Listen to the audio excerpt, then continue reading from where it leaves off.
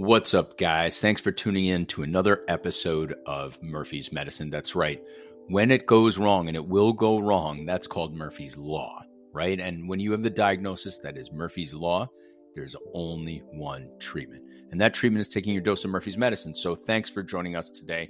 I really appreciate you tuning in because I have an unbelievable guest for you today. Calley Means is a serial entrepreneur who is dedicated now to dismantling the poison that is in our food system. And so he's done lots of business ventures that are involved with health. And now he is taking the tip of the spear. That's right. He is focused on improving what we put in our mouth. You've heard a lot of our guests before talk about optimizing your own health, but it's very tough to do that when, sometimes 3 times a day, you will put something into your mouth that is a bioactive compound that is not a medicine designed by a pharmaceutical company. Instead, it is designed by a food company. And so I'm really excited to learn a lot about this, and be able to give you, our listeners, key guidance and advice to see the battle that is going to unfold over the next decade in helping you reach your longevity by eliminating that which hurts us. So, Calley Means, thank you so much for coming on today. I really appreciate you coming on. Great to be here, Dr. Murphy. Awesome. So, I want to talk a little bit about how did you get to this? How did you end up doing what you're doing now? Yeah, it kind of goes back to my upbringing. I grew up in Washington, D.C., and was very ideological, bushy-tailed, wanted to, and still very inspired by keeping America competitive, American greatness, contributing to the country. So how did you end up here? How did you end up doing what you're doing now?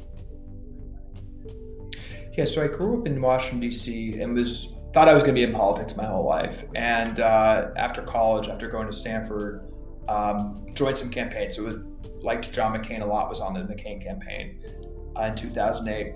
After that wound up, I saw everyone from both the Obama and McCain campaigns, bipartisan. They all went into consulting in various forms, and found myself with, again, across the aisle, friends sitting across from processed food executives and pharma executives, and really got an insight into, and it's subtle, but really in retrospect, how the system is rigged, and how, and we can dive a lot more into this, but how processed food companies and pharma companies pay off institutions of trust to rig the debate. And that's really what these political consultants help with, and saw inside the room there.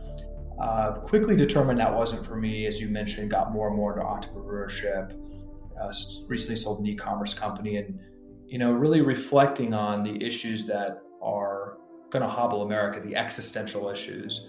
I think this idea that we are really exponentially getting more sick, more overweight, more depressed, more infertile, frankly. I mean, male sperm counts plummeting, PCOS, the leading cause of infertility for women, is going up. Just having my first son, 11 months old, looking at the world he's going into, where 25% of young adults have prediabetes. There's clearly something happening that's not right. And looking back in my experience with food and pharma, I think you have this really perverse incentive where the food is making us sick. When you look at what's killing Americans, what's hobbling in the American people, what's driving up healthcare costs, 80-90% of that is chronic conditions really tied to food. Right. 8 of the 10 largest killers of Americans. Something dramatic has changed in our food system. And then, unfortunately, the healthcare system stands silent as Americans are poisoning themselves with food and stands ready to profit. And I think, in my opinion, and an incentive I'm working to change with this new company, I'm writing a book, is that I think it's true to say every institution in American health is in some way incentivized to make money when patients get sick.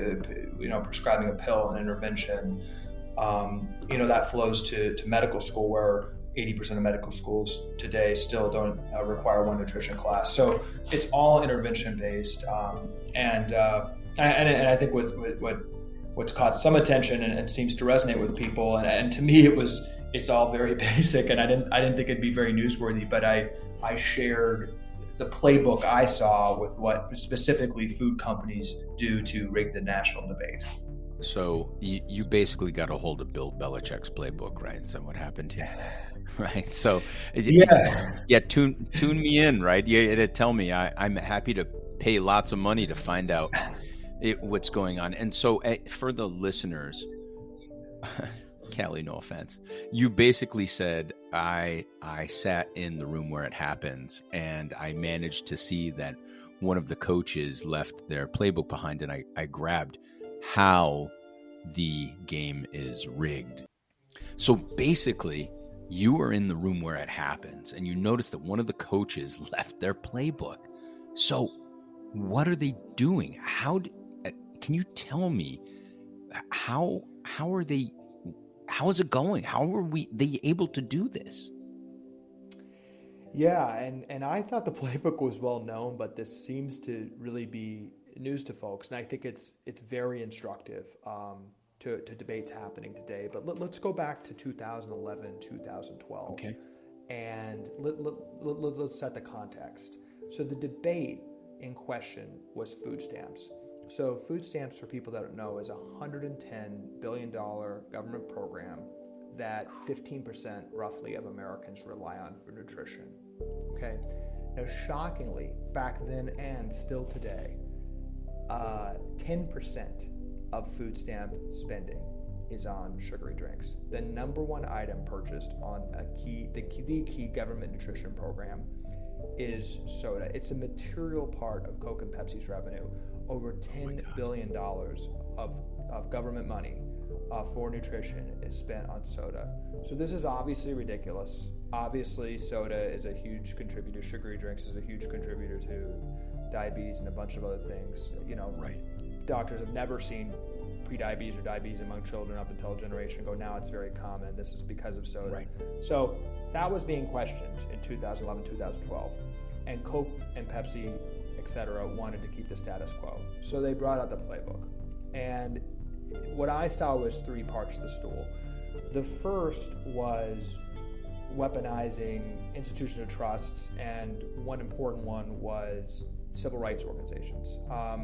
So we actually created a list of prominent civil rights organizations, called them, and actually sat in the room as Coke met with the NAACP.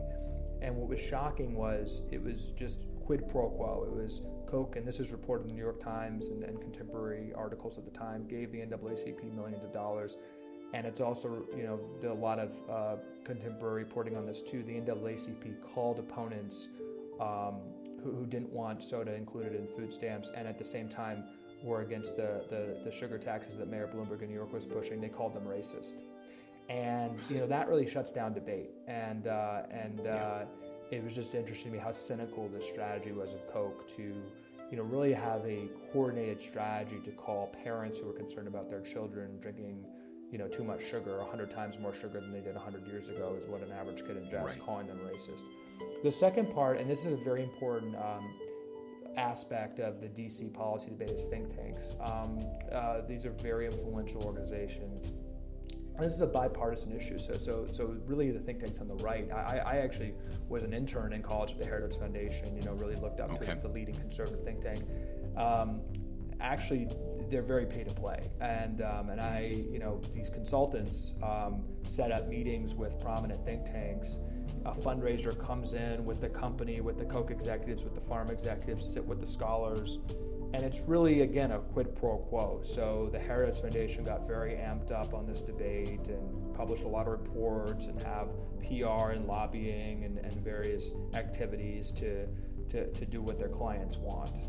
And that's a huge part of it. The third, and I think to me the most shocking and most important, is how much academic research and elite research institutions, particularly around nutrition, is really dictated by PR consultants in Washington, D.C. We would come up with lists of potentially friendly professors and help the soda companies on their donation strategy to universities. And this has been wildly successful. So as we all know, the disastrous 1990s food pyramid that, argues for less healthy fats, more carbs, more sugar, has wrought devastation to the American people. The foundational research of the food pyramid in the 1990s was from the Harvard Nutrition Department, the head of Harvard Nutrition, which was directly funded by sugar. It was literally called the Sugar Foundation at the time. So that's who funded the foundational research that was used by the FDA to create the food pyramid. And interestingly, and kind of disappointingly and shockingly, that still happens today. There's been a lot of attention recently on the preeminent nutrition study to come out of the NIH in the last 2 years, the Food Compass, and jointly funded by the NIH, actually food companies, Danone and other food companies. But the NIH and Tufts heralded this as the most comprehensive nutrition study ever conducted. It cataloged and ranked thousands of foods, and it reported that, for instance, Lucky Charms is 3 times healthier than an egg, and Honey Nut Cheerios is significantly healthier than a piece of beef. So you actually had 70 brand name cereals in the study, which based on the algorithm were much highly ranked than a lot of whole foods. So that would be funny if it wasn't so serious. This research that's being strategized, in DC boardrooms among PR consultants is then funneling into universities. And 11 times more at the end of the day, research funding is spent by processed food companies than the NIH. And the loser obviously is us and the health of the American people. Right. So let me pause you for a second there, because I just want to recap. You just dropped like mind-blowing stuff that, the tinfoil hat wearing people have been saying forever, right? And they've been doing it either with chemtrails, or you can talk, Brigham Bueller was on Joe Rogan, I don't know, maybe like 6 months ago, where what he just said, what you just said right here, Calley, was exactly what he said about pharma. So you are basically telling me the following. Big Food is doing the exact same thing that Big Pharma, whether that's Purdue Pharmaceuticals selling opiates and finding a way to do that, is doing the exact same thing. They are lobbying government, right? They're lobbying government. They are engaging think tanks to weaponize attacks in the press. So they're using mass media to weaponize and attack opponents. And they are pouring tons of money into non-for-profit 501c3 educational institutions to cook the books on nutrition science like Enron. So this is, if it wasn't so, I guess it does seem obvious, right? I mean, now that you just told me the playbook, of course it is, but we only assume that to be the case. What you're saying is your front row seat has confirmed this is exactly what's going on. Is that correct? Yeah, I think a key concept, and kind of, I would just urge everyone to kind of think for themselves on this. I mean, I'm telling you a story, you kind of maybe have to consider some stories. The kind of thought experiment I would do is like, it's a cliche, but it's follow the money. It's when Coca Cola and processed food companies are spending 11 times more, as I said, 11 times more nutrition research than the NIH. Are they doing that out of philanthropic goodwill?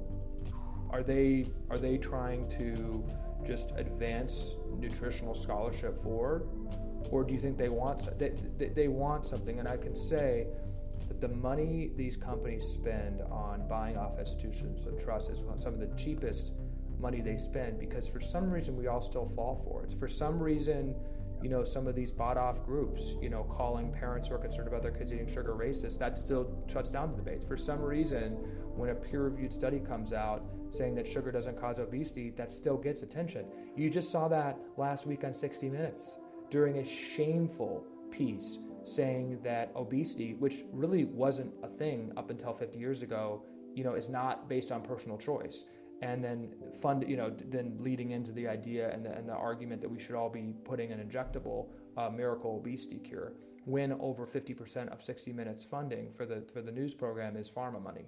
So it's like, you just have to ask, what do these folks want in return? And another statistic, and I think it really ties well, the food and the pharma, when you really dig into who funds foundational research on drugs, right? It's majority, corporate interests. And then the NIH, I think it's important to note, is a grant-making organization. It is not like bureaucrats there doing much of the research. They're a grant, and a lot of the people who are deciding where NIH money go are panels of academics. You mentioned Purdue Pharma. I remember back when I was working in DC, we were also helping with pharma, and the opioid debate was very hot. And the NIH put together a blue ribbon panel of academics to advise on opioid prescriptions. And the leader of that panel, I believe it was 2011, was the current dean of Stanford Med School named Dr. Pizzo, who was a pain specialist. At the exact same time he was on the panel, Pharma, Pfizer, and other opioid companies gave Stanford millions of dollars in donations. And he had funding a lot of research to him on opioid and other pain things. And the majority of that panel that he appointed had direct financial ties to opioids, and that panel then recommended loose standards on opioids that led to a lot of the addictions we see. That's how it works. There's people in a room researching, triangulating donations, and a strategy, to buy people off. And is there a direct conversation? Sometimes not, but when millions of dollars are at stake, and professors want to keep doing research, those are heavy incentives, and that money is going to stop if you don't get the answers that they want. So I think you make a really important point here, which is right, it's biblical, right? Money corrupts all. It seems to so there are clear incentives here that it appears to me, which is a bottom line profit motive for businesses and their fiduciary responsibilities to the shareholders of Coca Cola or Pepsi, right? And, the same thing was used with big tobacco, right? Well, we have to fill it more, so we got to take care of our shareholders. And at the same time that they're doing that, the corruptible interest of the governmental institutions, it seems to be an even bigger concern here, right? And it's not just pharma or however you stood with the COVID debate. And I did COVID testing on people, and wherever you want to go with the COVID debate, it's easy to polarize people. But in the end, it comes down to what did you do to protect your constituency, right? And sometimes people overreacted to protect their constituency in some aspects while neglecting them in others. And in this case, right here, processed food, we just had another report on it. Processed food, there should be no debate. It is a killer. It's a killer. And so government allowing it to happen, it's pretty mind-blowing, Calley. So what other perverse incentives, we were talking about this, what other things do you think it's important to highlight here, incentive-wise? Yeah, I think it's very important. I think there's got to be public policy change. I think there's incentives rigged against people. But what people can do right now, and I think this is happening. I mean, more people are buying wearables and reading books and listening to podcasts like this. I think opening their eyes. I am optimistic. But the first is just empowering yourself to think for yourself. I think the American patient has been gaslighted to not ask questions, to live in fear, to trust the science, to be a good little patient, and really to be in fear. I think the healthcare system has weaponized fear. I think here's the framework that's helped me. And again, back in DC, growing up as a conservative guy, I was, pharma companies, they're great. Food companies are great. It's American innovation. I've really had a transition on this, and here's kind of the thing. So I think number one, I think it's inarguable, as you said. I think it's very clear, right, that something very, very concerning has happened with our diet. I mean, the framework I use is that the American diet really consists of three key ingredients. If you look at really any packaged food, any ingredient list, you're probably going to see some form of highly processed grains. Now, what does this mean? Okay, highly processed grains. I think a key thing to understand there is that that's a new invention. That's just 100 years old. And the processing takes the fiber off the whole grain. So almost everything we eat has the fiber off. So it's basically just the processing. It's just that grain hits your bloodstream and turns into glucose and is very addictive. And it really turns into sugar and is not very right. So it's metabolic. basically sugar. Good. Right. So it's basically grain a is form of sugar. And then Yep. the second ingredient, obviously, on our labels is added sugar, and we all know about that, but it's just staggering. Okay. And the third, which is getting more attention, is seed oils. Now, seed oils are now the chief form of fat in the United States, highly processed inflammatory oil, invented in 1909, so actually relatively new too. So I think evolutionarily, our food has been weaponized to be highly addictive, even if it doesn't have a lot of added sugar. If it's got those grains, that converts it's metabolic and healthy. You've got seed oils, which are highly inflammatory, but like 20 times cheaper than like a good fat like olive oil. So you've got the food like evolutionary change, and then obviously you have just dramatic changes in the health of Americans. 25% of Americans right now are on mental health medication. We know all the stats about obesity, chronic disease, and it's all coming down to kids. As I think I mentioned, type 2 diabetes used to be called adult onset diabetes. We don't say that anymore. 25% of teenagers now have prediabetes. It's interesting now you see the connection between Alzheimer's and diabetes. Alzheimer's really is a form of blood sugar dysregulation, insulin resistance. It's called by some people type 3 diabetes. And you used to have early onset diabetes. Early onset Alzheimer's. We're starting to drop that name because Alzheimer's people are getting younger and younger. I really do think on the current trends, we're going to have teenagers having more dementia soon. It's all coming down, right? It's all coming down the loop. So there's clearly something happening, and you dig into it. The foundation is metabolic issues. The foundation is cellular dysfunction, and it's chiefly because of food. And then food companies obviously have highly profited with that. So that's the motivations for food. There's clearly a motivation to make food cheaper and more addictive.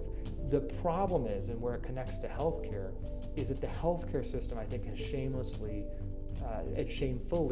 stood silent on these dynamics and this destruction based on food.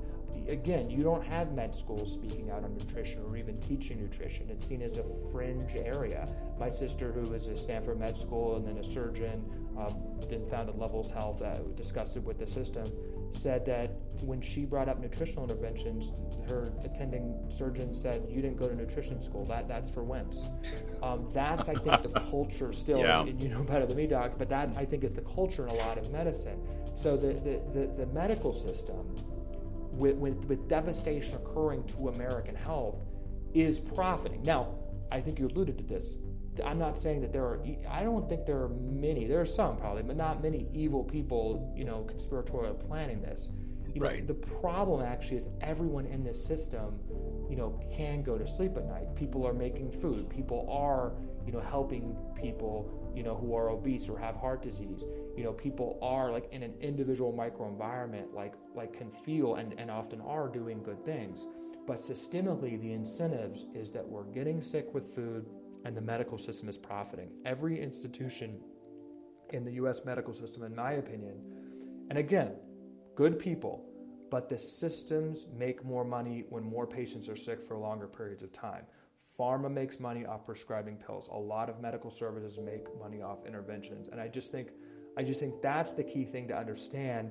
And when you're being told by the American Academy of Pediatrics recently, that obese 12-year-olds should be getting surgery instead of eating healthier, I think you really should question where those incentives come from, and we really need to continue waking up on it. Let's talk about that a little bit. I don't know whether you have any idea or facts relative to what we call medical societies, and so medical societies, things like the American Academy of Pediatrics, the American College of Physicians, which is internal medicine, right? So for those untrained eyes or people who haven't tuned into myself, I'm a board-certified internist and bariatrician, which is an obesity medicine specialist. So this is near and dear to me, but the whole field of obesity medicine was actually considered fringe for about 30 or 40 years, right? Whether it's even Atkins, and they talked about how crazy he was, to the fact that the American Board of Medical Specialists won't recognize the obesity medicine board certification as a true specialty. Nevertheless, we've persisted for years. And so one of the big things is, just like you said, it's follow the money. with the American Medical Association, they're making money off of using procedure codes, right? So they license out their coding to the insurance companies and to the whole healthcare system that involves insurance and billing. And so they can't see that destroy because that's their money. So they play around with health insurance. Now with the societies, it's true, they get a lot of money from board certification and what they have, but they also take in an inordinate amount of grants. I'd be curious to know, do you know if AAP is getting money from, I say Big Pharma, Big Food? Are they getting money? Are they getting grants from these sorts of organizations? Do they take money in from them? Do you know anything about that at all? Yes, So back in DC, it was really food and consulting, or food and pharma. Yep. Unfortunately, there's not a lot of lobbying groups for diabetic kids, but there's a lot of lobbying money for food and pharma. And the donation strategy, particularly to these medical groups, is very, very important. So a couple quick facts on that. The majority of funding for the American Academy of Pediatrics comes from pharma. It's right on their website. You can Google it right now. You can go to their funding page. They actually have it because there was some public pressure. And their key funding comes from pharma. And there's a lot of actual shadowy groups and like front groups. There's some articles about Pfizer hiding millions of dollars of donations to the American Academy of Pediatrics, but it comes from pharma. So again, just let's use logical sense, follow the money. And I think doctors, correct me if I'm wrong on this, you know better than me, these groups are not fringe groups, the American Academy of Pediatrics. I mean, they're credentialing doctors. They are held Pediatricians don't jump. The problem is just like you said, there's a lot of fear, and the fear with physicians, they are complicit, and they're complicit because they have to wait and see what their society says. A lot of the problems with what happened with COVID, there are a whole bunch of doctors who tried to treat early on to treat symptoms and to look at biomedical science that made sense for the repurposing of different drugs. And I'm not going to get into that. But a lot of doctors, the majority, said, no, I'm going to wait and see what my society tells me to do, what they tell me to do. And lots of my peers said, well, the American College of Physicians didn't tell me to treat COVID this way. So that's mind-blowing that the major donor to the AAP is pharma. That's insane. Yeah, and again, this is just strategized by 22-year-old interns, and it's just kind of shocking, right? That these PR companies, and political consulting companies work with the pharma companies to create a donation strategy that these pharma companies then are able to donate millions of dollars to the American Academy of Pediatrics. And then what the American Academy of Pediatrics says is the gold standard. And again, now they're saying, why would they be saying that this Ozempic, this obesity drug, right. On the label, it says lifetime, you need it for life. The second you go off it, you gain the weight back, and there's some questionable metabolic, long-term side effects. You're supposed to take it for life. And it's just very simple. Their funding comes from pharma. A couple other examples. I don't have specific data on me on food companies to the American Academy of Pediatrics. I do on the diabetes, the main American Association. Yeah, the ADA. The ADA. So tell me about this. So the ADA over the past 10 years has taken millions of dollars from processed food companies, from Cadbury and soda companies, Nestle. Right. So Cadbury, the little eggs, the Easter eggs that are full of sugar on the inside. And one of the largest, companies of, I think, sell a lot of other products in Europe. But the soda companies, and the ADA has done partnerships with Coke in the last 10 years, endorsing smaller Coke can sizes is good. They have recipes on their website to this day with 1/4 of a cup of added sugar and various added sugar, which is just crazy. They have, endorsed different processed food companies. So they've been paid millions of dollars. The Coca Cola logo for a while was on the ADA's website. But I think this is the most important thing. And Dr. Robert Lustig, who's been a big influence on me, has pointed this out in his books, Metabolical, and The Hacking of the American Mind. But until 2018, The official guidance of the ADA was that if you take your insulin shots and are a type 2 diabetic, you can eat whatever you want. You do not need to change your diet. That was actually the guidance from the ADA. They actually said, doctors told their patients, they were instructed, hey, you can have your Big Mac, you can have as long as you take your drugs. Now, I'm not a doctor, but diving in, being very passionate about metabolic health research and working with my sister who is a doctor and an expert in this, and writing a book about this topic. Right.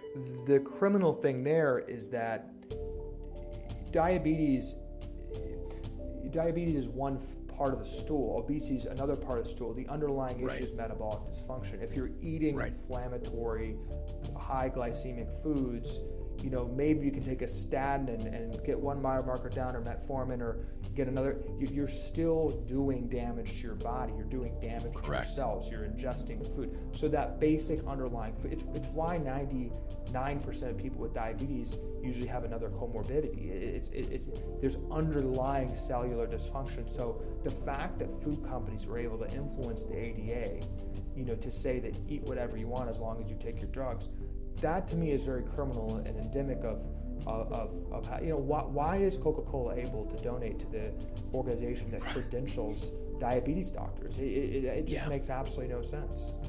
Yeah, so you've highlighted the American Heart Association. Oh yeah, listen, we'll talk a little bit about it. So you've highlighted the following, right, which is perverse incentives and policies such that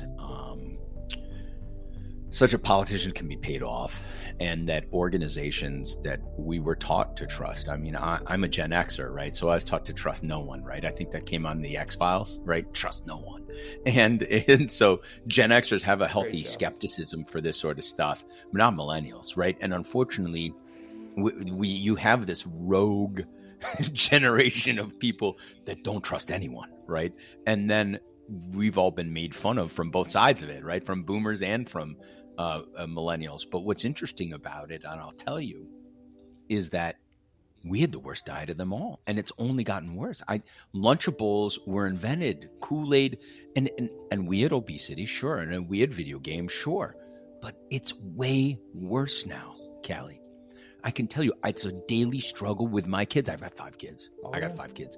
And I've got a kid who's got allergies. And so the problem with allergies is, well, you don't know what the homemade food is. Could it have had something in it? So we had defaulted, and I know better, but we had defaulted to boxes and bags because the ingredients are listed on the boxes and bags for the allergy kids, right? So it is, what is different than when we were kids? What is... I mean, I imagine this whole power structure and lobby has existed for at least, 100 years, right? So what is making it worse, Calley? What has brought us to this crisis now? What do you think? Yeah, and I appreciate those comments. I really come to this as a new parent too, an 11-month-old boy, and I really am doing this and devoting my life to this cause for kids. I mean, I have sugar withdrawals when I stop eating sugar. It's a very addictive drug. It's like, it is the best parents, like even, I'm sure we're going to have this problem. I mean, we're getting into the eating right now. It's really tough to fight around these secret addictive chemicals that are put into food. What I think's happened, again, it's just, you just have to look at the charts of it's crazy that, seed oils, which are also highly inflammatory, highly addictive, actually, may weaponize the food too. You look at the chart, in the past 50 years, it's gone from like 0% of the American diet, it's like 15-20% of the calories. Just a totally new, unstudied, ununderstood fact. The food is weaponized. There was a good 60 Minutes episode many years ago about natural flavors, and then the addictive natural flavors that we're finding actually are very microbiome disrupting. Just the ingredients in these kids' foods. And then, what's happened versus 30 years ago versus today. I mean, you've just had those, I think the trifecta of ingredients just continually weaponized into the food. It's fructose and sugar, it's seed oils, it's highly processed grains. I'd say one interesting thing I think is very nefarious, and I don't know if you've seen the research on this. I've read a couple books recently. Dr. Perlmutter, Drop Acid, and then a book called Nature Wants Us to Be Fat. And there's a lot more exploration right now about the specific attributes of fructose. So as we know, and this I think is potentially another change, you know, in the 70s before it was sugar. Now it's mostly high fructose corn syrup because the U.S. heavily subsidizes corn and we turn that into high fructose corn syrup. Fructose actually has unique properties among sugars where it actually shuts off the hunger receptors for humans. It actually like evolutionarily makes you like not hungry and it makes you want to binge. Yeah. So we've actually shifted our sugar, the sugar in the food, more and more to fructose.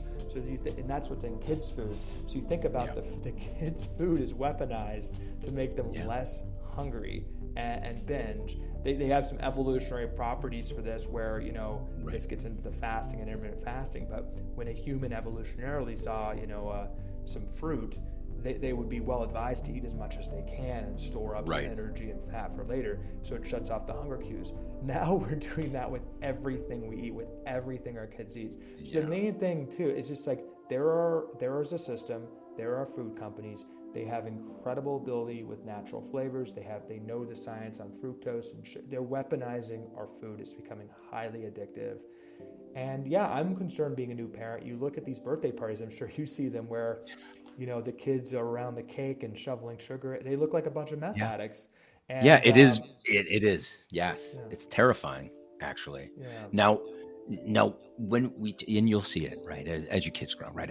I'm releasing one very soon to the wild. She's 16 and got her permit, so she's driving on her own. And I've seen the struggles that my kids have had. They've gone up and down weight-wise relative to their athletics, but also relative to their food options, right? And as they get more busy, they hang out with friends. They are, honestly, and I'll tell you, Calley, I think it starts in, it's going to sound crazy. It starts in daycare if they go to daycare, because they have to have allergy-friendly food. And so everything defaults into boxes and bags in daycare. And right from there, you can have the greatest eating kid that's pounding salmon and broccoli and having a great time, and then send them to daycare. You send them to daycare. You can even pack the foods in daycare, and they will give them boxes and bags of snacks. And bags of snacks. Yeah, doctor. I'm just former consultant and now an entrepreneur, and very passionate about this. You know a lot more than I do, but when you look, I think it's just curious how it's always such a conundrum among a lot of medical professionals. Why are allergies going up? Why are autoimmune diseases off the chart?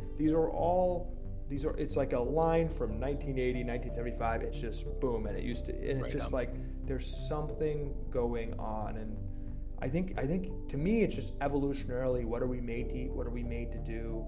And then if we're changing that dramatically, we should probably default to having a little bit more respect and awe for evolution in the human body. And I don't think we were made to eat these sanitized, very processed things in bags. So it's a fight.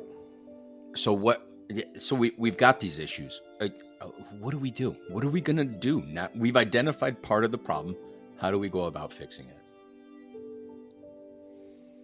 Yeah, so this is an important question. So I think the first part, I've got a couple policy ideas and a couple tangible tips.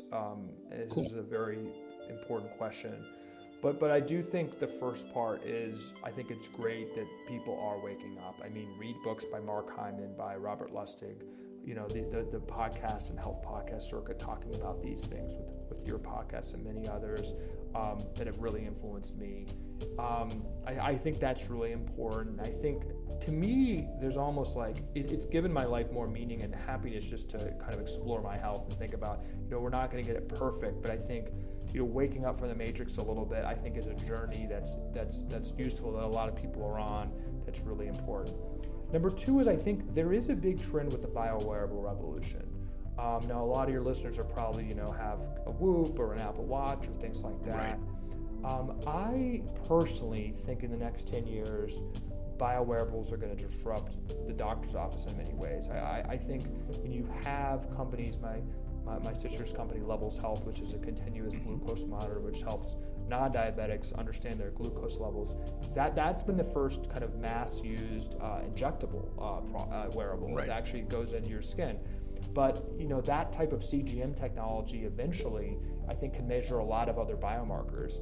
And I think we're going to be on the path, and I think faster than people realize, where we're going to have much better understanding of what's going on in our body with actionable recommendations. We'll know if we're dehydrated. We'll know what our ketone levels are and what we should potentially be eating. We'll actually have more analytics about, if we take certain lifestyle choices, the percentage of when we're going to get heart disease and other chronic diseases, which I think, provides more of a closed loop on when we're going to get chronic conditions, because I think that's a big problem. I think they seem very far out. So I actually think that the more people can kind of get into really understand their data, reading books by the authors I mentioned, Mark Hyman, Lustig, Perlmutter, on. I'll tell you a big one, Calley. I'm going to tell you a big one. It is called Brain Energy by Chris Palmer. Great book. Chris Palmer, another one of these Harvard guys. Don't blame me. I trained but breaking from the matrix a little bit. You got it. It's very, very, very important. And so, think about all the psychotropics that people are on, all of the SSRIs that people are on, and it's just like you said, it's metabolic. So your solution is screw the government, right? Screw them, right? You're not going to be able to change the government and big corporations. So educate yourself. Learn more about and it's books and and obviously people are listening to this podcast. Brain Energy is a key book. So Brain Energy is a shocking thesis with powerful research showing that brain disorders are metabolic conditions, are food related. And I think the more people dig into this, the more it's very clear our brain is 20% of our cells. Metabolic dysfunction, diabetes is cellular dysfunction. When you have cellular dysfunction, that happens disproportionately to your brain, and it brings that really to life very, very well about some of the best reversals of bipolar disorder and other brain conditions actually is through food. So very powerful book. And then I think tying those books to really just being on a path of curiosity about your biomarkers. Mark Hyman just released a company that's doing more in-depth blood testing. I think there's a lot of value there. So I think just understanding that, and there's no easy answers there, but I think just being on that path is really important. I do think that's a trend that's very important. From a public policy perspective, I mean, there's a couple things before we get into any even partisan areas around tax policy. I think there's a couple areas that this new Congress, and it's been encouraging since I've been speaking out. Even some members of Congress have been reaching out, which has been amazing. That's great. And I think there's a lot of confusion about what to do, but real appetite to solve this on a bipartisan perspective. But grain subsidies, the fact that the U.S., think about the public policy logic here.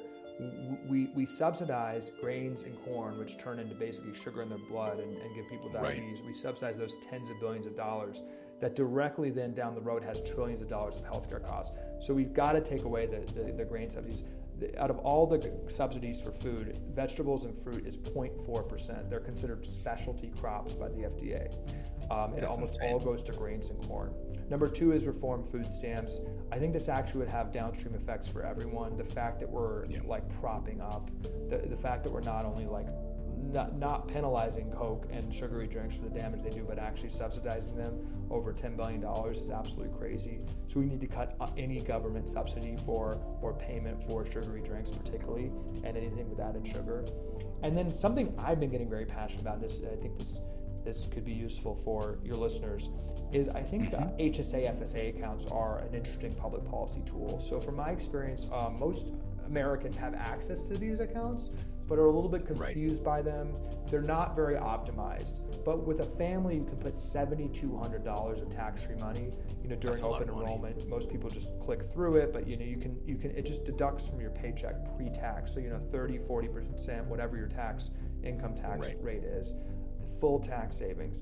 What I've found in digging into this and working with some leaders in the space is that can actually be used for food as medicine or exercise as medicine. So food and exercise is medicine, is often the best medicine. And going to the brain and brain energy, a study that is very compelling to me is that 150 minutes of moderate exercise a week is chemically in the brain, based on some many studies, is more effective at reducing depression than the leading SSRI, which is one of the most prescribed drugs in the country. So we kind of know all this, but it needs to be incentivized. Food and medicine is a drug, and actually, with a doctor's note outlining how food or exercise interventions can reverse or prevent a disease that you care about, you can buy those items tax-free. So I've recently started a company called TrueMed. Yeah. Wait. So I before I get into that, because I really want to talk about what you're doing. So just to recap for everyone, your policies so far are really multiple prong. The first one of these is the following: get stronger and resilient on your own, learn how to eat right, listen to a proper podcast, and understand the tsunami of metabolic dysfunction that's going on in America. It's not just obesity. Obesity is part of it. It is a metabolic dysfunction in all of our cells, at our cell levels. So work on fixing that on your own. Unfortunately, it's the story of our time. It's the most important element for our kids, and I would highly recommend the authors I mentioned: Perlmutter, Hyman, the new Brain Energy book. Huge. Perfect. The second thing that you're recommending is the fact that there has been incentives by corporations who create from raw materials addictive food substances. I don't even want to call them food. They create addictive boxed or bagged nutrients, which our brain craves more of, craves to binge more, and the raw materials for that production is being subsidized by the United States taxpayer. So we got to stop subsidizing the raw materials that make these addictive foodstuffs. Right? Everyone should support. I think that's bipartisan. It's poisoning us. We should stop every subsidy. Yes. Okay, so that one is a tough slog, right? Because you just said they're going to pay everyone off with lap dances and campaigns, right? So that, which gives you the third option, which you said is the government already has in place a pre-tax savings system to be able to pay for your health savings accounts. And you were saying food is medicine, so therefore food should be covered. Exercise is medicine. It works better than SSRIs do for depression. And so therefore, if you're treating your depression, you should be able to treat it with exercise, and your pre-tax dollars should be used for that. No, that to me is brilliant. That to me is brilliant. So tell me, what are you doing to help with that? Because that seems a good thing to do. Yeah, so the White House Nutrition Conference, which I think in many ways was kind of bought off by the interest too, but they had the first nutrition conference in 50 years. They talked a lot about food as medicine, and actually talked about making it easier to use these tax advantage dollars for food as medicine. So I really do think it really is where policy has to go, because we're not going to drug our way out of the situation, and we need to understand that we're only going to eat our way out of it. We have to eat healthier food. But right now, the policy is that you need a doctor's note. You need a note from a doctor. This sounds ridiculous, but you need a note from a doctor saying that food or exercise is helpful in preventing or reversing. So 60% of the American population currently has a chronic condition, but 93% of the American people are metabolically dysfunctional in some way, and are certainly trying to prevent something, have a family history of something. I think our stance is almost every American in the country should be on an urgent prevention plan for metabolic disorders like heart disease and diabetes. So the way we functionally work is we're like, how do we make this as seamless as possible? So we're actually going to be launching in a couple months as a payment integration. So just like PayPal, on like when you're buying a healthy product, when you're buying a supplement or healthy food, we're working with a lot of leading merchants. We'll have more on this soon. But so what is this called? Hundreds of millions of dollars. What's that? What is this called? What is this that you're launching? It's TrueMedicine.care is the website. It's True Medicine. Okay. And it .care. .care. Yes. Okay. Yes. Very important. So TrueMedicine.care. We're TrueMedicine.care is the URL right now. We're working on TrueMed.com, but we're negotiating that right now. Sure. But yeah. So with the new telehealth laws around COVID. Yeah. We can actually take an asynchronous intake. So as you're buying right in the payment flow, you click our payment option. You'll see it right there for some brands you know and love. He will ask a couple health questions, and then right in that flow, you can get pre-approved and you can pay with your card. So tens of millions of Americans have an HSA, FSA card. For sure, I have in their one. pocket. So you could just take that out, pay right with that card when you're buying supplements, when you're buying exercise. You'll be able to come to our website and see all the merchants. So you'll actually be able to save. Family, can max these accounts out $7,200 and buy, exercise and food, and that's a start, right? That's thousands of dollars, incentivizing. It starts making healthy food, with some parity with the crappy, processed food. So I really do think a lot of people are very pessimistic about the American people that, this isn't going to change. People want to eat their Big Macs, drink their Big Ultra. I really that's because they're wired, right? So that's addictive. They're addicted. Right? That's all that is. They're addicted. They're addicted. If you gave me heroin every morning, I'd probably humans get addicted to we are addicted. Like we basically are weaponizing our food with a drug like heroin every day. I mean, it's just like I believe sugar is actually one of probably the most dangerous drug in the world because it's very subtle but also very addictive. And is causing subtle long-term devastation.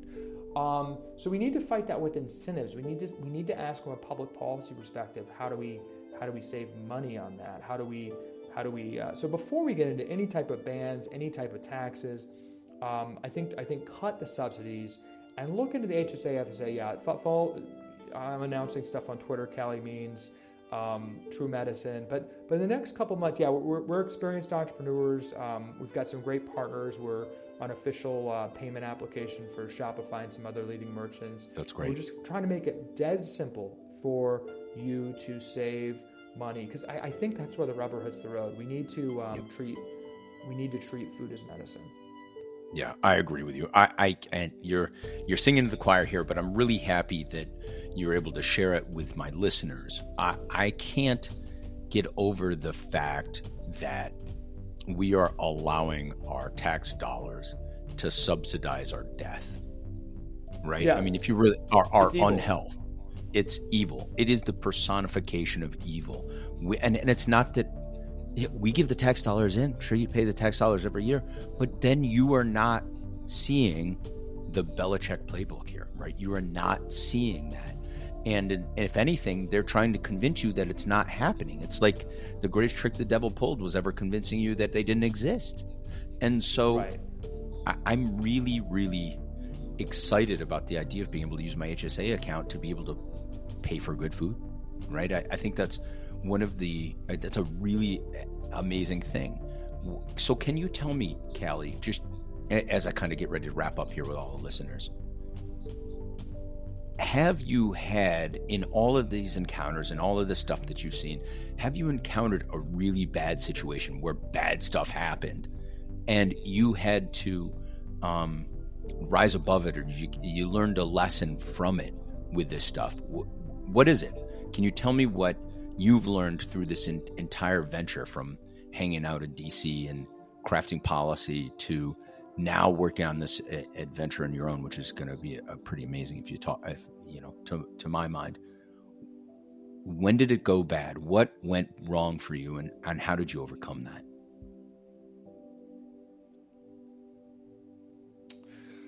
I think in many ways I've had life experiences that are very common.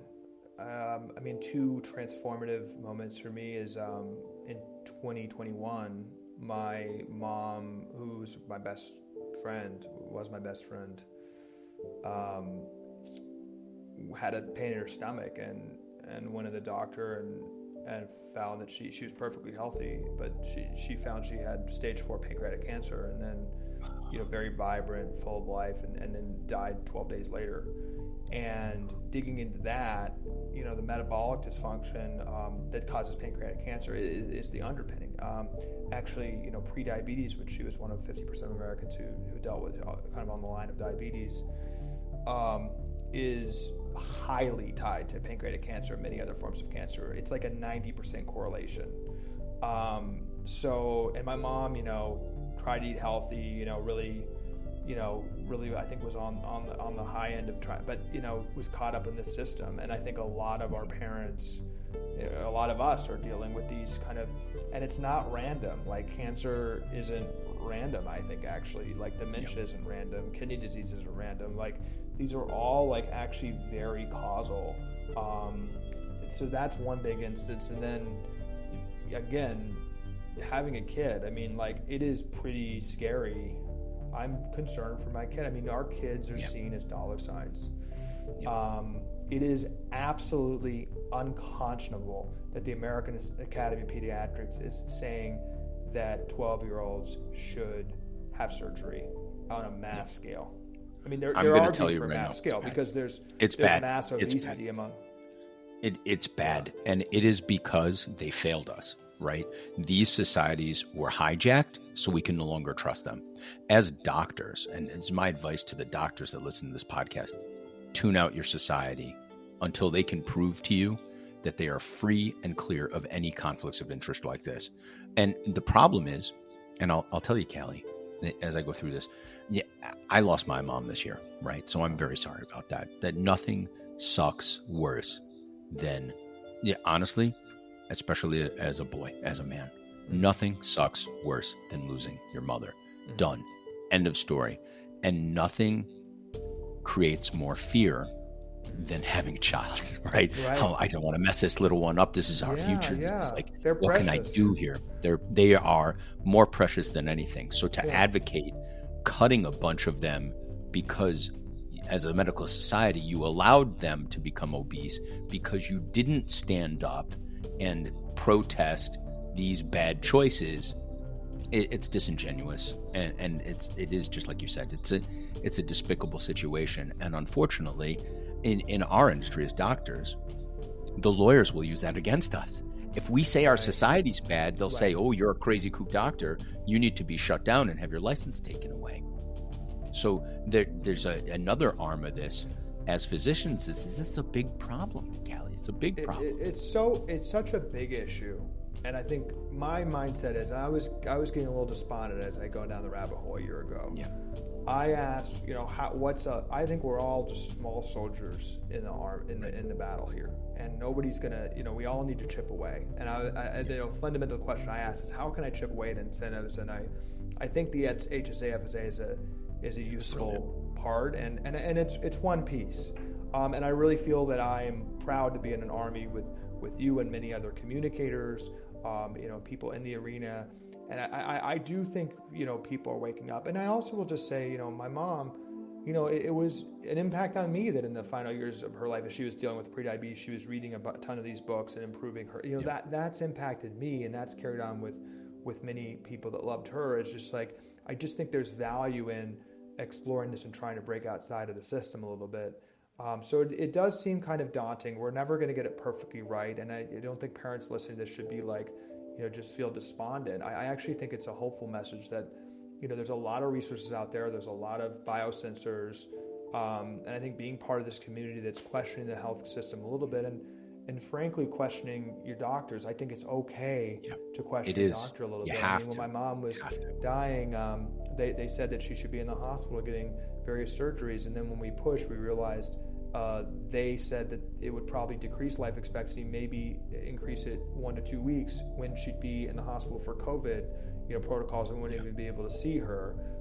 So we had an amazing, last moment days with her, which would have been, if we listened to the doctors, terrible, her alone in the hospital room. So just like, that was one of the most important things ever to question the medical system there. It's like, I think people need to be a little bit more empowered and feel confident, to ask reasonable questions and get second opinions, because there's a lot of incentives. Almost every doctor has gotten into the right reason, but there's a lot of incentives that are bigger than any one person that I think we need to really think about. You got it. So, Calley Means, thank you so much for coming on Murphy's Medicine today. Thank you for giving your dose of Murphy's Medicine to our tribe, to our listeners. I'd love to have you back on again as you get launched and things get all really up and running, and so we can direct people there. Right now it's TrueMedicine.care, correct? TrueMedicine.care? That's right. All right, so Calley Means we're gonna check in on you again, you warrior. We really appreciate it. Thank you so much for being on the show. For everyone on the tribe, I hope this helps. I hope that you can give this to a new parent like Calley and share with them so they can gain insight. I hope they can give this to friends and family. If this helps you, you have to share it. You have to pass it along. So we appreciate all of you for listening today. And Calley Means, once again, at TrueMedicine.care. We will see you again soon.